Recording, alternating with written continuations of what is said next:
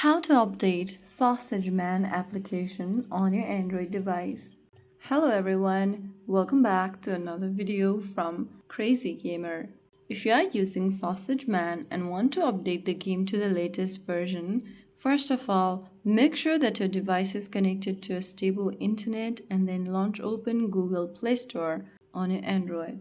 If you are using iOS, open up your App Store. Go to the search bar and type in Sausage Man. After you go ahead and search for the app, look if there is an update button available in the app info section. If you see update right under or next to Sausage Man app, tap on it and wait for the update to complete.